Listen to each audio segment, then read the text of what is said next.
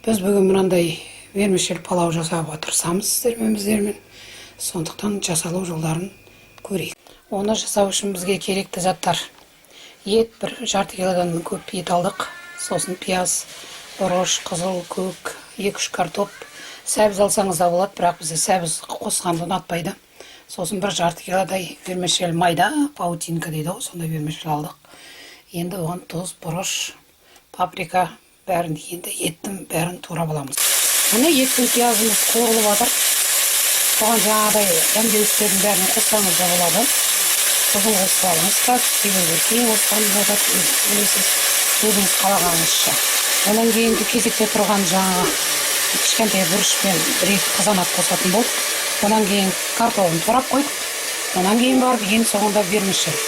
Вермишель палау дегенде біз үйде көп жасайтынбыз. Біздің 80-ші жылдары біз майонез жемедік, біз осы вермишельмен көңіліп, етсіз құр вермишель. Сол жерде жатақханада жүріп, вермишель қуыруды, макарон қуыруды бәрін сол бірде аш, бірде тоқ бітетін кезде қыздармен үйрендік. Енді мұны қосқан, қазір кішкентай союлы соғып қосып жіберіңіз. Қаласаңыз, қаламасаңыз дейміз. Енді біраз палауға салғандай қуырып аламыз бір жақ. Етіміз қуырылып жатыр. Етіміздің суы тартылғанша бір 40 минуттай қуырамыз. Міне қуырылып жатқанда жарты сағаттай болды. Картофын салып қойдық. Енді қазір қайнаған су құямыз. Сөйтіп 1 сағат қайнатып қоямыз. Міне етіміз майда отта қайнап жатыр. Енді жанында сковородкаға, құрғақ сковородкаға май салмай, енді вермишелімізді қуырып аламыз, әдемілеп қызартып. Қып-қызыл болып қазір қуырылады. Содан кейін етіміз піскенше бұда қуырылып қалады. Сосын үстіне саламыз да бір 10 минуттай қайнатамыз. Болды. Сонымен вермишель палау менже әдемі дайын болады. Қазір менен қуырып.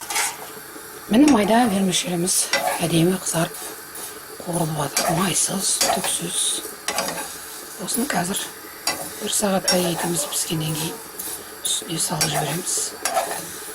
Дара-дара бір әдемі палау, вермишель палау болып шығады. Бұны әрине кісі келгенде бере алмайсыз.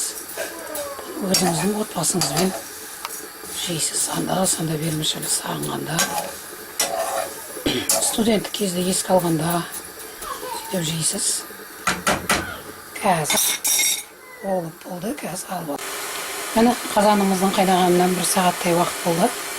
Сіздер ертерек жарты сағаттан кейін сала берсеңіздер болады. Менің видеоларымды көріп жүрсеңіздер, мен сол қазан етті көбірек қайнатам.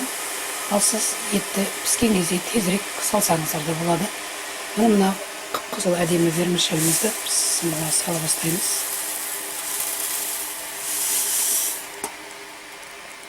Енді қазанның астын қатты қойыңыздар, жай қайнап жатқан қазанның астын. Міне. Вермишель сәл бату керек. Болды. Енді осыны 5-10 минут қана қайнатамыз, болды. Бір әдемі вермишель болады. Міне.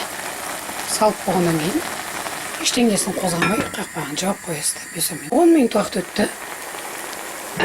Қазір көреміз, вермишелімізді астын өшіріп қоямыз. Мені қараңыз. Қандай вермишель болды. Дара-дара қараңыз. Қазір мен мынаған салып көрсетемін сіздерге.